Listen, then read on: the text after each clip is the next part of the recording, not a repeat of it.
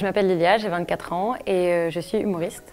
Je fais des blagues sur mon handicap visuel. J'ai ce qu'on appelle un albinisme oculocutané. Ça veut dire que je n'ai pas de mélanine dans le corps et j'ai les yeux très rouges. Je suis d'origine algérienne. Mes parents et mes frères et sœurs sont tous mat de peau. Je suis vraiment la seule petite blanche blonde. Et je suis malvoyante. Donc là, actuellement, je vois même pas la caméra qui me filme, ni les gens derrière. Ce que j'aime chez moi, c'est mes cheveux. Même s'ils sont un peu indomptables parfois, ils font leur petit effet. C'est un petit coussin, tu vois, c'est sympa, c'est mignon, ça me protège.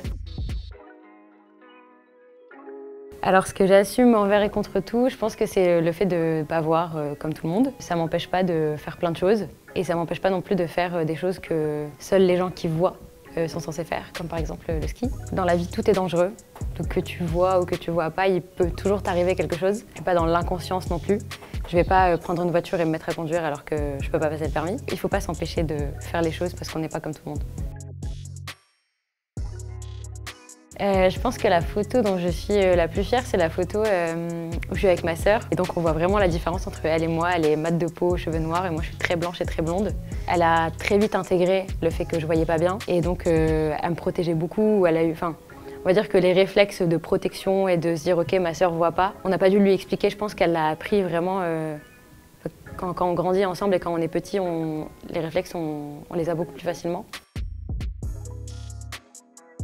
Je pense que ma force, je la puise dans mes expériences de vie, puisque je me dis que pour une fille qui ne voit pas, j'ai quand même fait plein de choses. J'ai voyagé dans plein d'endroits du monde. J'ai appris à me débrouiller seule et à faire en sorte de ne pas avoir besoin de qui que ce soit. Je me déplace seule, je me débrouille toute seule et je n'ai plus d'auxiliaire de vie à l'école du coup. Ça m'a porté préjudice quand j'étais à la fac, parce que je me souviens un jour avoir été voir un de mes profs. Je lui dis j'ai besoin d'aide parce que je ne vois pas, etc.